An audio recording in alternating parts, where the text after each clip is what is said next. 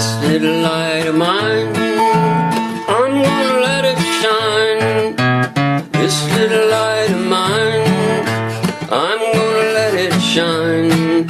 Shine on Punxsutawney, I'm gonna let it shine. Every day, every day, every day, every day, gonna let my little light shine.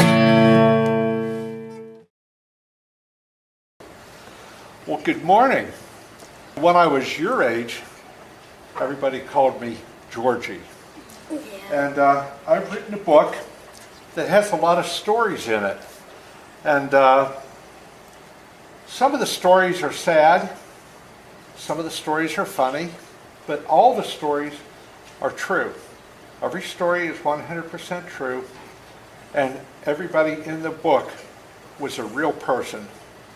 And so, there's a lot of stories in here.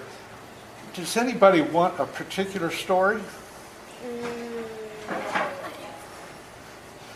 What about you? Grandpa George, can you tell us about the chicken wagon? Yeah, I would like to talk about the chicken wagon. Let's just talk about that this morning, okay? You see this wagon up here? Did you see it when you were coming in? Yeah. That's my 70-year-old wagon. I got it as a birthday present, and there's a picture of me when I got it. I was 4 years old when I got the wagon, and I'm 74 now, and so this wagon is 70 years old, and I take care of my stuff, and I still have it. So this morning, let's talk about the chicken wagon. See this picture behind me? Well, we're going to talk about that. This book is called Surviving Georgie, and it's about the people who were in my world, and they tried to survive me. And it's also about me surviving. There's several stories in here where I almost got killed. Once from a huge rabid dog that was trying to kill me. And another time when I fell through the ice. And how my dad saved me from death. I wouldn't be here if it hadn't been for several times in the book here where my dad saved my life. But the problem is, I don't know how he survived me or how my teachers survived me, because I was probably the weirdest little boy ever. The world was my Disneyland. And everything in it was like a ride. And all the people in my world, I thought they were there to entertain me. In fact, I still kind of think like that. And so I was raised on a little dairy farm, and we had chickens. So I'm going to tell you the story of my older brother, and when he read to me a story, I wasn't able to read yet. And so here we go, page 81. This is called Dogs, Cows, Chickens, and Other Handy Modes of Transportation. Y'all ready? Yes. At the age of 5, I couldn't yet read, but my brother Mo was 3 years older than I and could read well. I loved hearing stories read to me. Did anybody ever read stories to you when you were little? Great, yeah. Isn't that fun? No. Some changed my life, or at least Daddy's life, and the lives of our farm animals. The first story I remember Mo reading to me was the Greek myth of Daedalus and Icarus. Anybody ever hear that story? Yes. Yeah. Well, you may recall the story. They were trapped on an island from which there was no escape. But the dad, Daedalus, devised a clever plan. He made wings for himself and his son, and they would fly away. Their only worry was flying up too near the sun, where the heat would melt the wax on their wings. The story gave no source for the feathers or for the wax. Icarus, being disobedient and disrespectful of his dad's advice, flew up too near the sun. The wax melted and he fell into the sea. End of story and end of Icarus. Even age 5, I knew I was smart enough to not fly too near the sun, finding feathers would be no problem. We owned about 50 chickens, and they dropped feathers all over the place.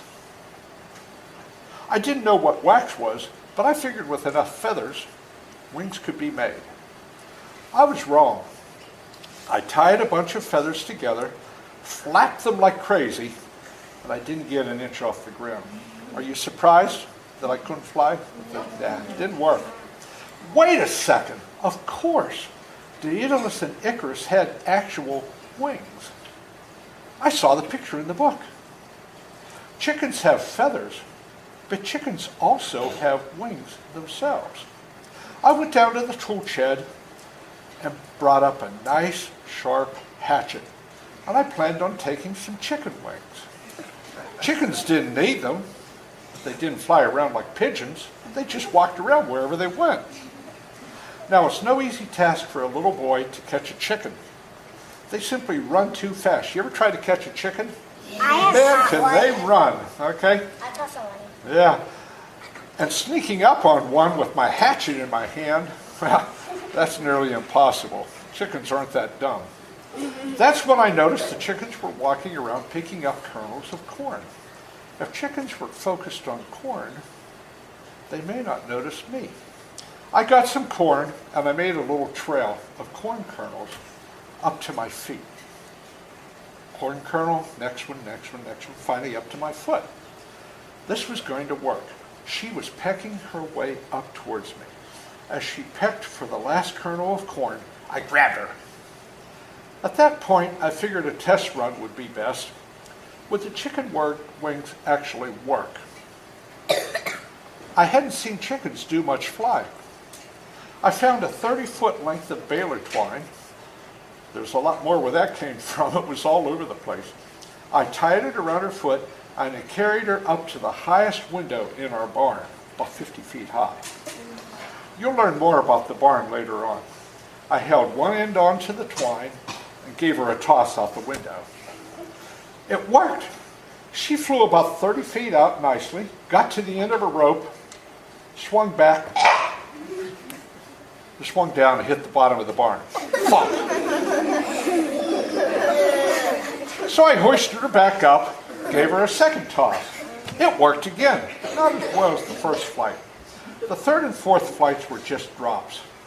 The chickens winged, they worked. And I only needed the pair for a while, even though the chicken couldn't fly very well after the first attempt. Well, it still worked. So I let that chicken go, but not until I wanted those wings.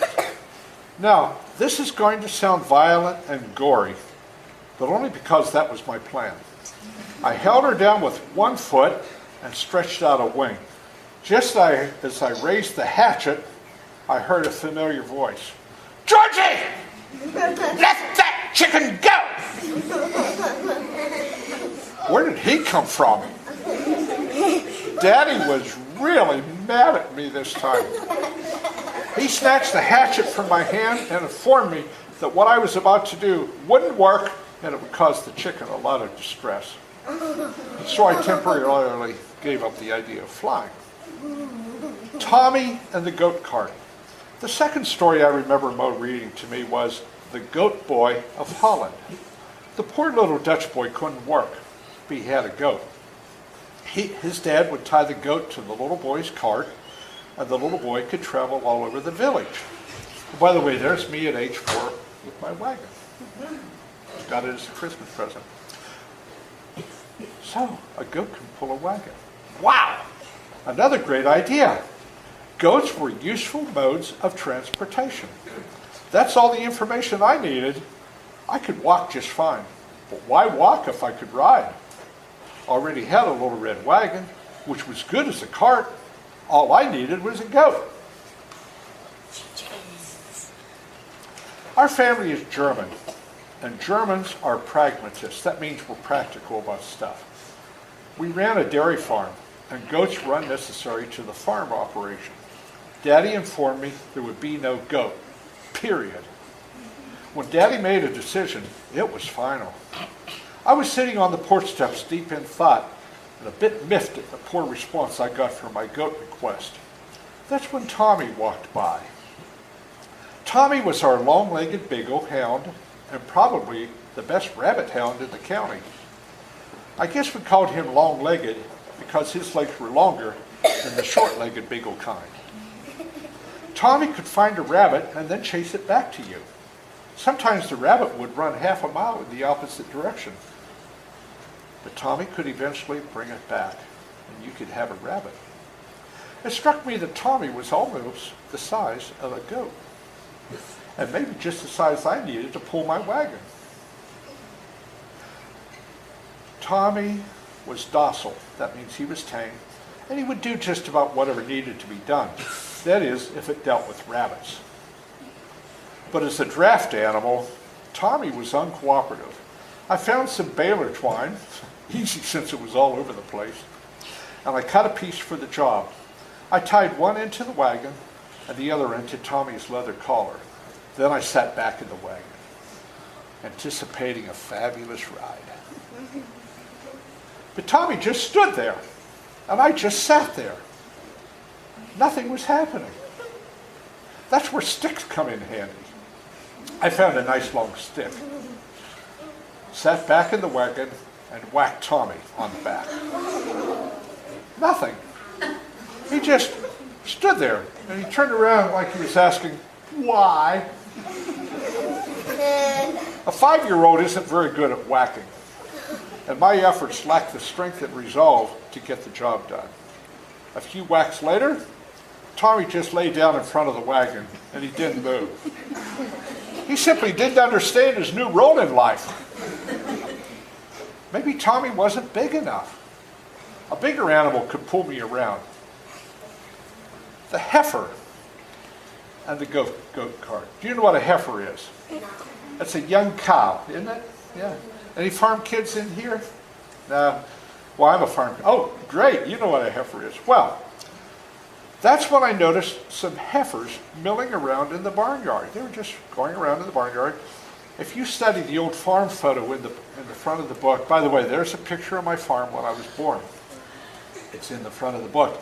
And it shows where everything happens in the book, except when I went to school. By the way, the school I went to wasn't nearly as good as this one, I'll tell you. But it's all about in this book as well.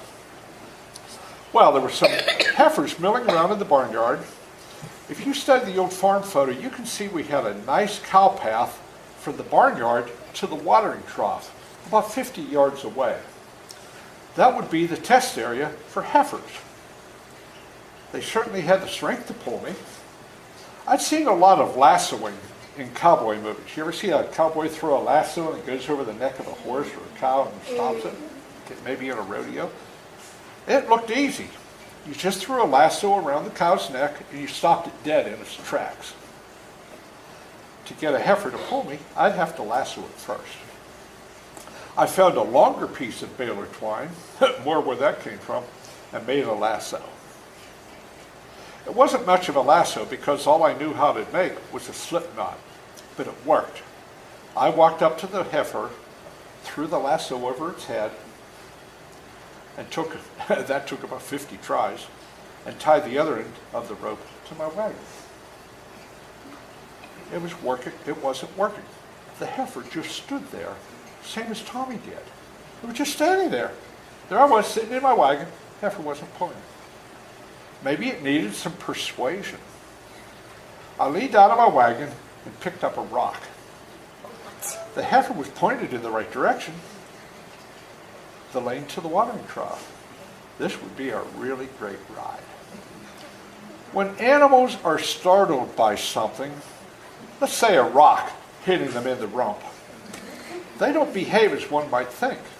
No, they just run. That heifer took a jump off the starting line and headed for some place safe.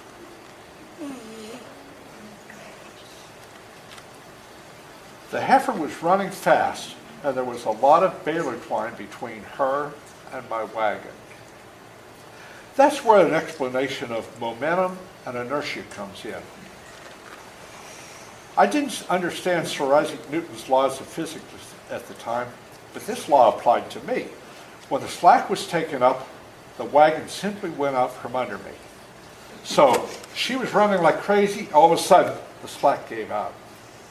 I was sitting still, but the wagon was suddenly moving at about 20 miles an hour. What do you think happened to me? You crashed. Yeah, you tumbled. Onto the ground. I saw earth, sky, earth, sky, earth, sky within about a 1-second trip to the ground. As I lay there in the dust, listening to my wagon bouncing up the cow path, I saw legs walking by. Chicken legs. I already told you that I was unafraid of chickens. And as you know, Daddy had a year earlier killed the only rooster capable of defending them that day. That's from another story. We had this gigantic rooster that would chase me around until Daddy saw it happening. Shot it with a slingshot. The chicken tame. Mother had a box of 20 Mule Team Borax. Anybody ever see one of those? It had a picture of a wagon being pulled by 20 mules. A thought came to me. Dogs are too small and uncooperative. Heifers are too big and dangerous. Chickens are too weak. But what about a team of chickens? Big team. It took me almost an hour to retrieve my wagon because that stupid heifer kept getting spooked by the sounds of the wagon behind her. Every time I got close, she moved, and then the wagon would move, and it would make noise, and then she'd take off running again, and the wagon would be running up all over the lane again. A couple of times I got tempted to get back in, but I was still smarting from the first time that I got in, so I didn't want to get back in the wagon. Finally, she got thirsty, headed for the watering trough. While she drank, I was able to get the wagon untied. The lasso was still around her neck, but that'd have to wait. I can't remember ever getting around to removing the lasso. Maybe it just wore off sometime that summer. Or more likely, Daddy found a heifer with twine around her neck and freed her. But I can't remember him mentioning it to me. Okay, back to the current episode of putting together a team of chickens to pull my wagon. I would need to catch a dozen or more. How did I catch the first one? Anybody? Yes? Right, that's what I did. I put kernels of corn. So I just did that about 14 times. It took me forever to catch a dozen chickens. They're probably the dumbest creatures on earth, but it seemed they were watching their sisters getting captured one by one, and they deduced that corn trails led to disaster. When I finally had my 12th chicken, I tied all the chicken twines to my wagon and got in. Is there a chicken twine in here? I don't see one. Oh well. I had some in there. Okay. Oh, is the time almost over? Oh, let me finish up real quick. Okay. Chickens are not only dumb that they can't get their act together. It didn't matter how hard I brought down the branch on the right side or the left side, they still ran to the right or to the left. Well, I can't remember any running to the front.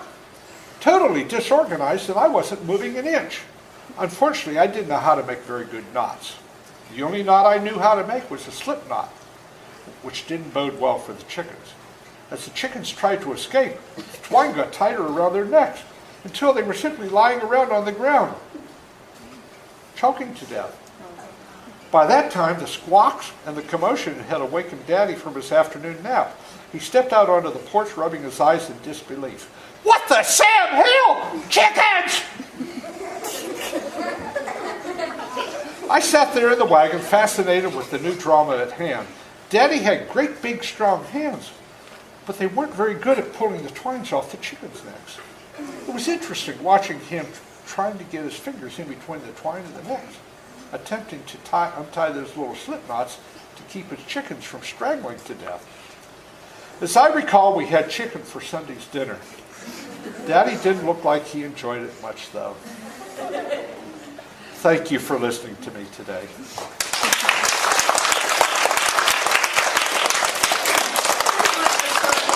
Two questions. Does anybody have a burning question they need to ask Mr. Caylor about writing this book or what it's like to be an author?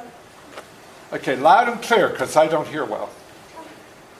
Did it take you a long time to write that book?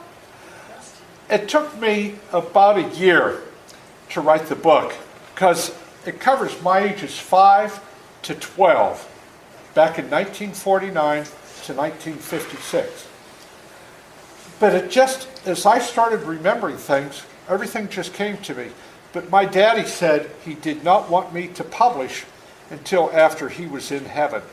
Well, he died at age 100. So I read the book about 10 years ago. But he didn't die until he was 100. So I had to wait. Okay, I'll take your question, and I'll take more questions. You can email me through the school if you want, and I'll take more questions. Yes, you, loud and clear. What was it like when you went to school? What was it like?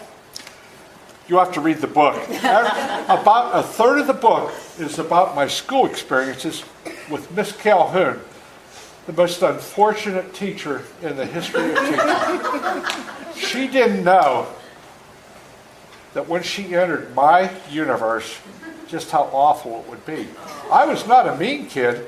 I was just curious about the way things worked and what people would do when I was around them. Can we get just one more? One more. One more. You. So where did you get all of the painting and stuff? With all the what? The painting. The illustrations, maybe? Oh, the illustrations. The illustrations are in the book. I have a good friend, Steve Bartholomew, who drew the pictures for me. There's the pictures of the chickens pulling me, a picture of the me falling through the ice, and my dad pulling me out. And I wrote this book for people 60 and over so that they would remember the way things were. But what I discovered was, from my 6-year-old granddaughter, who can read very well, she said, "Grandpa George, every little kid is going to want to read this book." And so I thought, the stories in here are pretty bad. I don't know if they should read this book. And the Amish guy who said this is the best book he's ever read and a perfect family book, the head of the Pennsylvania Dutch community, said it's the perfect family book.